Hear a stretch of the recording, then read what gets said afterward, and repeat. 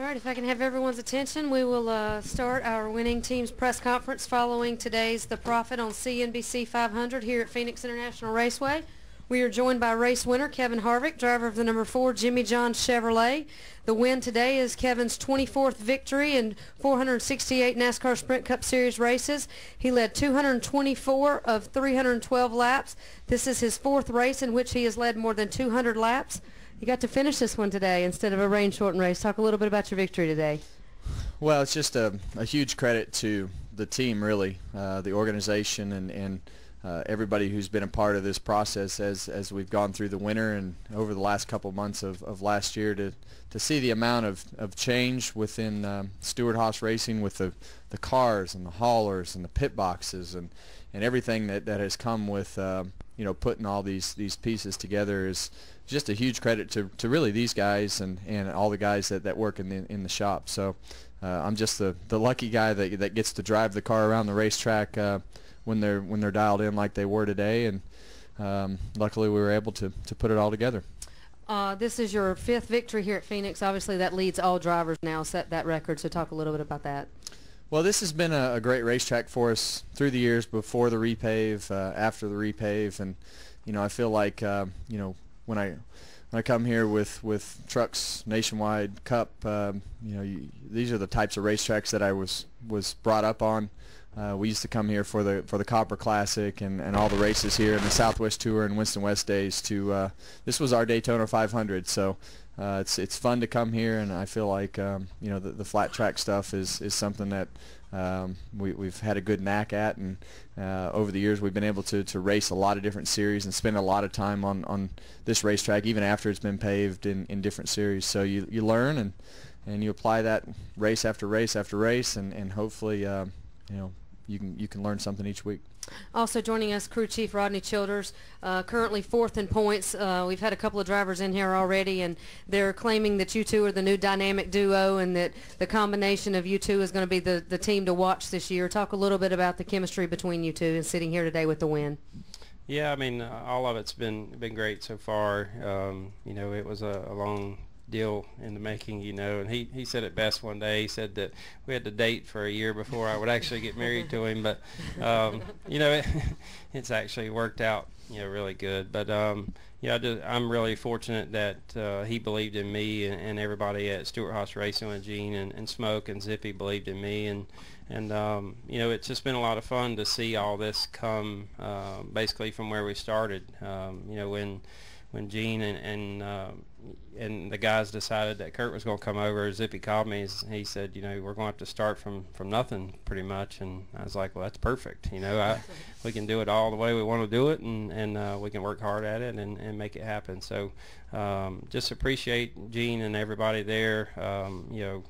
I haven't been told no to anything yet, and maybe that'll end after a few more bills come in or whatever. But it's been a lot of fun. It's been rewarding to see all the guys work so hard and build nice race cars, and to come and be fast and and able to win this race. Gene Haas, obviously owner at Stewart Haas Racing as well. Talk a little bit about how it feels to sit here, 2nd race of the season, and the success that you have already seen with these two, and how it feels to be sitting here today with this win. Well, it took long enough. No, this is phenomenal. I think there was a lot of skepticism last year about what myself and Tony what we were up to, and was there a lot of madness to this? And quite frankly, I have to agree with Rodney. It's a great team. There's a lot of synergy at the shop of people working together. I don't know what we did, but I think we put together a great organization, and very thankful for Rodney and Kevin for having the magic that it takes to win these things, and we'll make sure that we don't disturb that. And very, very happy with Jimmy John's as a sponsor, and Budweiser on this car, and without them we really wouldn't have anything, so we're very proud of that, and I tell you, it's a very good feeling. Okay, we'll take questions. We'll start up front with Jim, then go to Jeff. Get a mic up front to him, please. Thank you. Jim Peltz, LA Times. Kevin, can you just talk about the satisfaction of so soon putting Stuart Haas in the chase? Well, you know, it's like Gene said. There's been a lot of skeptics as we've gone through the off season, and for me, I just honestly, you hear it, and I paid attention to it during the off season, obviously, but as we've gone through the first few weeks, you try to put yourself in your own little world, and the last 3 days I've sat in my hotel room and from about 7:30 on and said, all right, how are we going to mess this up as we go through, just trying to think of everything that we could do wrong, and Rodney's probably annoyed with me as I've come in the holler and asked about 5,000 questions about probably the dumbest things he's ever heard of. But all in all, I mean, Gene has given us every resource with that you can imagine. Tony has been just very supportive of whatever we wanted to do, and Rodney has put together a group of guys that believes in what we're doing, and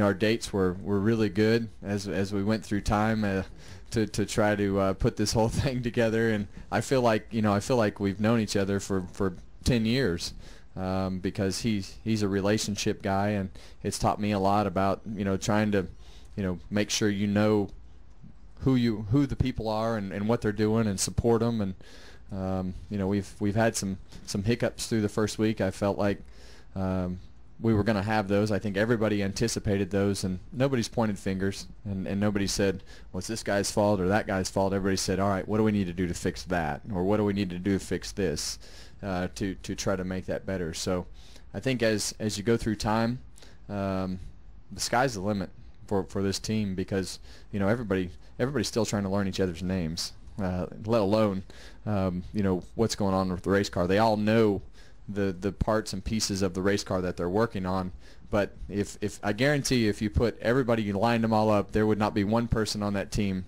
that knew everybody's name, even him, even if it was the pit crew or the shop guys. We've been to a lot of dinners. We've spent a lot of time with the road guys, and tried to spend some time in the shop. And I've heard Gene say this as he's walked through the race shop: the enthusiasm is contagious at SHR, and I think that is very important. And you're only as good as the people that you have around you. And I'm very honored to drive that car into victory lane in week 2, and have all these guys believe in us from top to bottom, whether it's Gene or Brett or Tony or Eddie or whoever the guys that we're all a part of putting all these pieces together and making all this happen. It's quite an honor to be a part of that. Okay, we'll go Jeff, Reed, then Tom. Jeff Clark from USA Today. Kevin, obviously you make a big decision to come over here, and you can hope it turns out a certain way, but you don't really know. And even when you guys were fast in December and even fast this weekend, it doesn't. You don't really know whether it's going to happen. Now that you're already in victory lane, what kind of validation is it in your mind, or about your own personal decision to take that leap and make a big move that was probably the biggest decision of your career? Well, I feel like as we've gone through time, whether it be selling the race teams, or going and shutting everything down, or changing teams and changing jobs and doing all the things that decisions that we've done, I feel like you talk to your friends, you talk to your family, and you talk to the people around you, and it wasn't that I couldn't be a part of a championship before. It's just that we hadn't won a championship before, and we do this to win, and you want to win races, and we've been fortunate to do that in the past. But in this arena, it's about winning a championship and trying to be competitive on a weekly basis. And I felt like I needed that enthusiasm to show up to work, and I get to do this with a lot of my friends, with Tony. I feel like we've had a great relationship in the past, and he's driven my nationwide cars, and I feel like as we go through situations, I've learned that Tony is one of the smartest people that I know. I sat at a roulette wheel with Tony in Vegas about 4 weeks ago, and I learned he's just short of Rain Man. He's a very smart person, but he doesn't say anything. He sits there and he listens to everything that you say, and he takes all these things in, and pretty soon you're sitting there, and I know it's going to come back. I'm going to say something, and he's going to remember it 4 or 5, 6 weeks down the road. He's going to say, well, remember back in this meeting when you said this? Why do you think this today?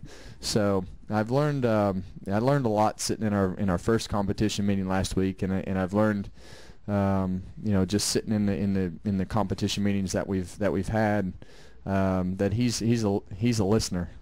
And I think there's a lot to be said for that, and I think as we go through time, I've sat there and talked with Tony about what's expected, and he expects me and Rodney to help lead the charge on the competition side as to what needs to be the direction, and so when he just basically said that, he's like, all right, well. Right off the bat, I felt comfortable with speaking my mind and saying, let's do this, and I think that gives these guys a lot of leeway to do the same thing. Okay, we'll go Reed, Tom, and then Michael. Reed Spencer with NASCAR Wire Service. Kevin, when you get to the track on race day, and pretty much everybody in the garage is saying the 4 is the car to beat, the 4 is the car to beat. It's terrible. And you're almost expected to win. Yeah. Does that put any more pressure on you?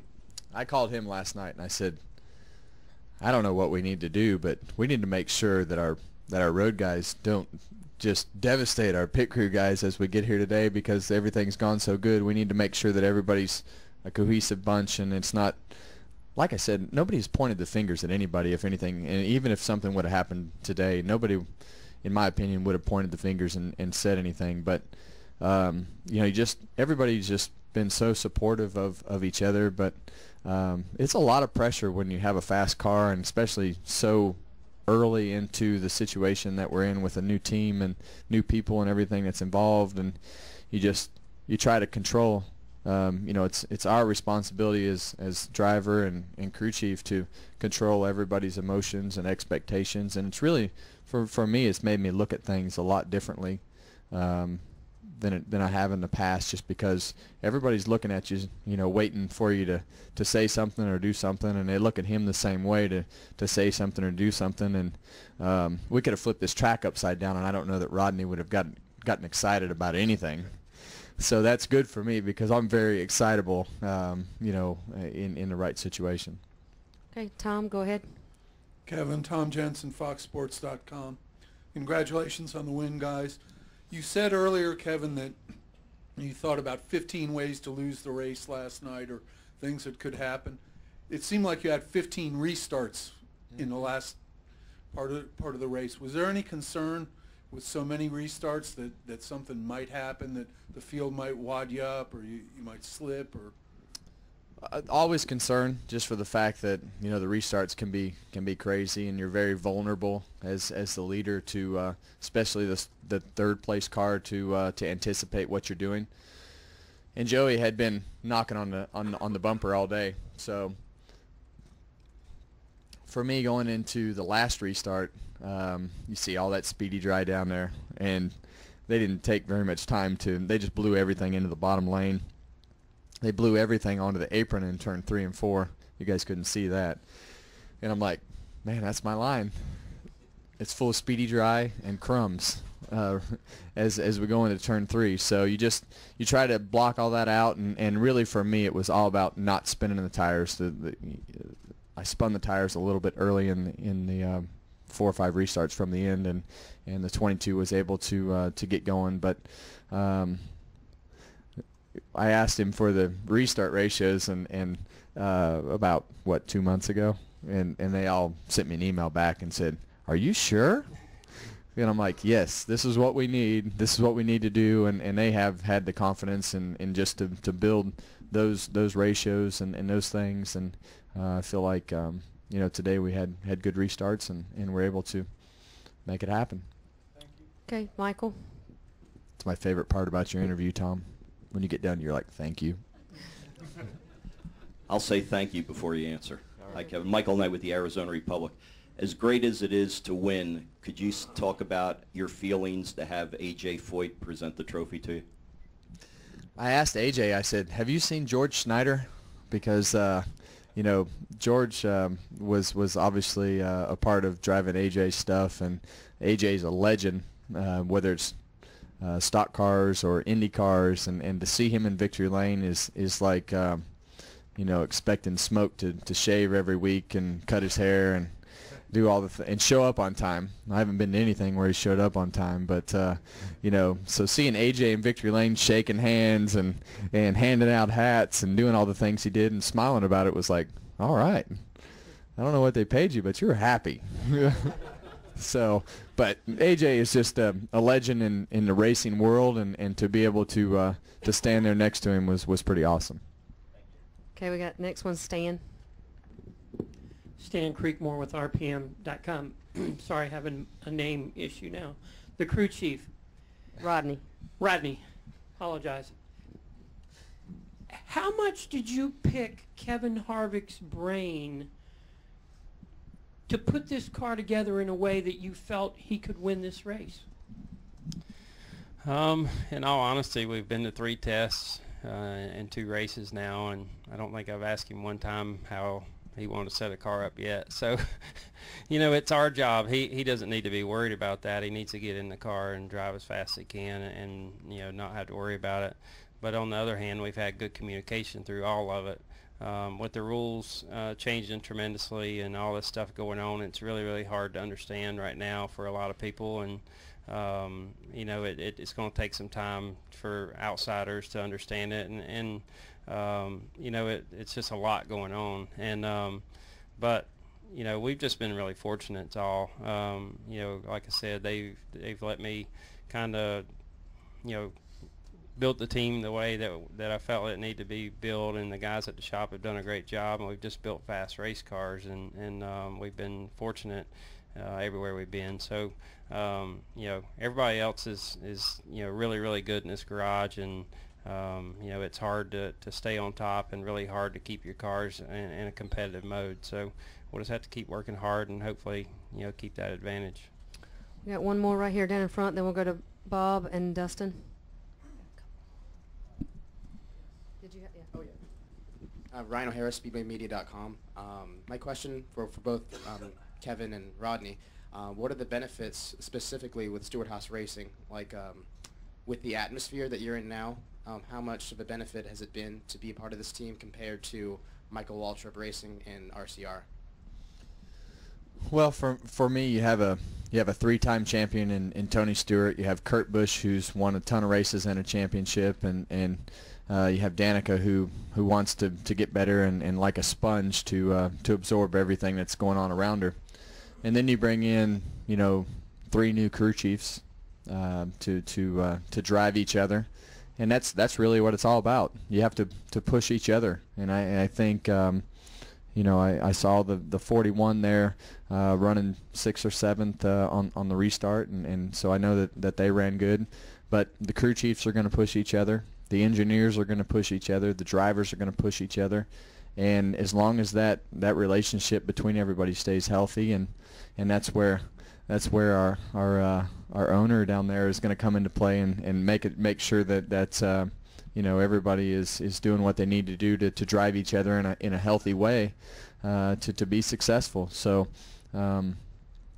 this is a hard sport. It's hard to win, and you need to celebrate every win like it's your last one, because you never know when it might be your last one. So I just enjoy racing the cars and being around the people and seeing the enthusiasm that comes with everything. It doesn't seem like a job to everybody. It seems like everybody wants to be here and is having fun doing it. So it's just a different atmosphere for me, and the enthusiasm is just through the roof. Okay, we'll go Bob, Dustin, David. Bob Parker, Sporting News. Kevin, was there any part of this day or the car or the race that you felt was similar to your win here in November, or because it's a different team and somewhat different cars, is it just totally different? It's like Rodney was talking earlier. You have to have a very open mind to just not being set in your ways. You look at the springs and ride heights and shocks and pieces and parts. One's in Arizona and one's in North Carolina. I mean, they're so far different that you wouldn't even recognize the two setups to be in the same spot in victory lane. So it's just a different vibe and different feeling, and you know, nothing is really the same compared to what it was in the fall. Dustin, next question. Dustin Long, MRN.com. I have one for Kevin and Rodney.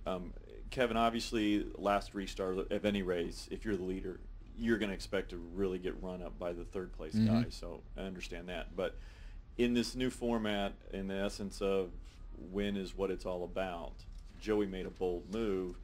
Was that any more of a? Was that what you expect? Was that any more bolder than what it might have been? Or is there any way to tell? He kind of said, you know, he said on pit lane, it's like, you know, what's the point of finishing second or third? Yeah, well, that's what we're all here for, is to try to win races, and I knew it was coming. Yeah. You know, because he was able to anticipate a couple of those restarts before, and you know, knock the back bumper in and do the things that he needed to do to try to have a chance to win. So I knew the later that it got, the more aggressive that it was going to get. So you try to go into that corner and prepare yourself to get hit. You know, and you hope that it doesn't sacrifice the guy on the outside of you, but you have to put yourself in a position to defend yourself. You know, to get hit, and I didn't crowd him. I felt like I gave him a lane, and I felt like if I could just get myself into the first corner and hit the throttle, I was going to come out ahead of him, just because of the fact that we were able to turn sooner all day and get in the throttle sooner on the restart. So I knew going down into that corner, I just didn't need to get spun out, and so I let him have his lane. And I felt like that was going to put the 88 in a bad spot, so I gave him a lane to do what he needed to do and take his chance. But I felt like if we could just keep rolling, we were going to be okay. Thank you. And Rodney, obviously this new format of essentially winning and getting into the chase, what kind of an additional, I guess, tool in the toolbox does that allow you, or I guess flexibility potentially could that allow you to do at some of these races? Obviously the 88, until those cautions look to be stretching its fuel a little bit more than most people, and certainly they had that room to do so. How might it help you, or you know, for the next 20 some races? Well, I mean, as far as the tools, all of our stuff worked really well today, and all that stuff. But you know, our thought process isn't going to change at all. You know, we have a team that you know, we want to build the nicest cars and have the nicest equipment, and we want to win every practice and sit on the pole and win the race, and that's never going to change. You know, we've got a lot of learning still to do. We've got a lot of growing still to do, just like Kevin said. You know, I feel like we just got to get to know each other better, everybody on the team, keep making our stuff better, and you know, we'll be, you know, even more competitive when we can do that. Okay, we'll take a question from David, then go to the back. Garavella, NASCAR.com. Rodney, everybody's been kind of eyeing you guys since the test in December, and I wonder, in this day and age when we hear about how tighter the box is getting, how do you find areas to build a car that's as ahead of the field as you guys were then, as you guys were again today? Well, I mean, you know, when we went to that Charlotte test, we actually took a car that was raced last year and changed some parts and pieces around on it, and you know, I have to admit, I was on top of the truck ready to puke before Kevin made the first lap at Charlotte, and just thinking, this is either going to be really good or it's going to be really, really bad. And you know, we talked before that session at Charlotte, and he asked me, what do you think somebody's going to run? And I said, you know, probably a 2780 or something like that. And he goes, oh, I think a you know, 2018. And well, then he run like a 2770 his second lap, and it's like, holy cow. But you know, I think it's just been more of for me, it's been adrenaline and confidence that you know, that we can do this, and that we will, and you know, it really just feeds off of that every day.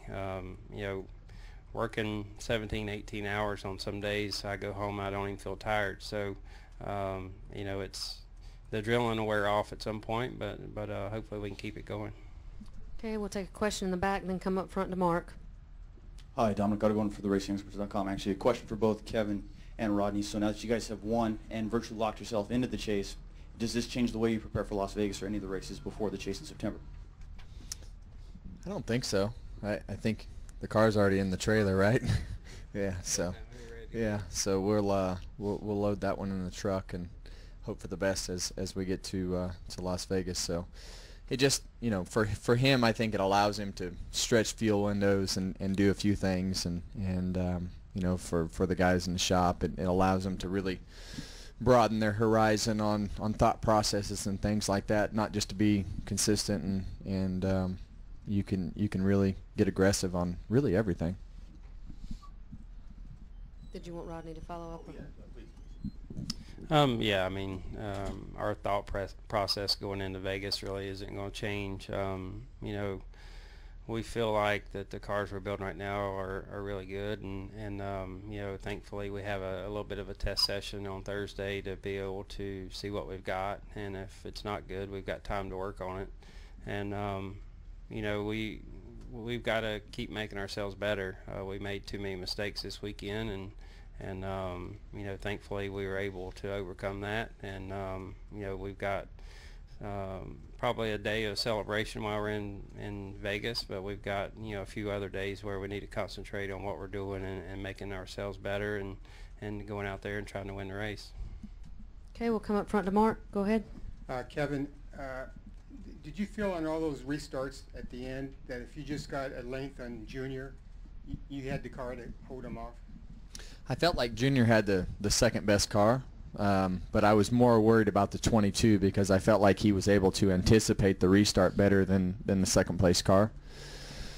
So, you know, on the last restart, he was able to get inside of us and be able to, you know, make a charge going into turn one. And like I said earlier, my biggest thing was to make sure we just didn't get spun out. I felt like even in the middle of the racetrack, I just wanted to be pointed in the right direction to getting the throttle up off the corner. Okay, final two questions, Bob and then Reed. Bob Piper, Sporting News. Rodney, as far as your crew goes, have all of them won races before, or was there anybody there, do you think, in Victory Lane who had never been there before? Good question. I couldn't even tell you. I have no idea.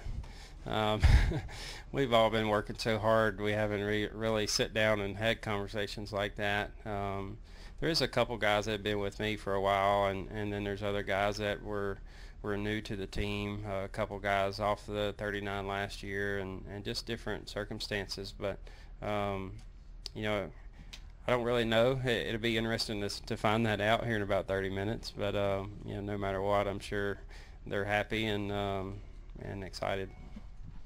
Okay, last question, Reed. Go ahead. Reed Spencer with NASCAR Wire Service. Gene, could you give us an update on the Formula One application? Yeah, sure. We after Daytona, we went over to Geneva, Switzerland, and we met with the FIA.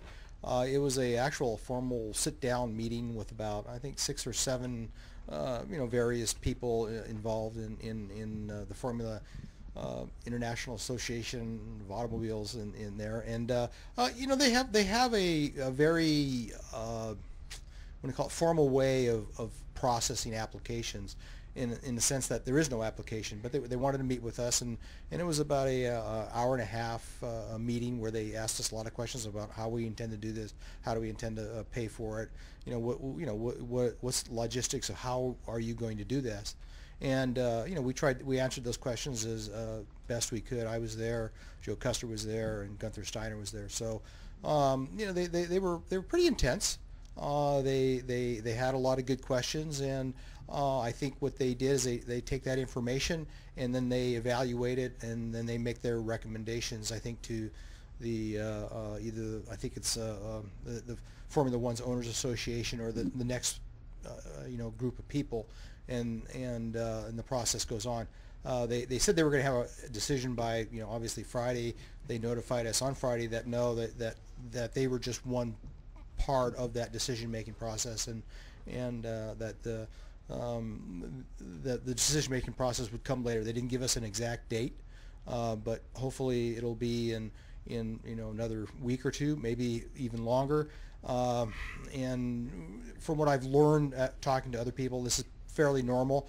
There's lots of dates they have, but you know, they don't really make a decision until they're sure what the decision they want the decision to be. Gentlemen, congratulations on your win today. Good luck next week in Vegas. Thank you for your time.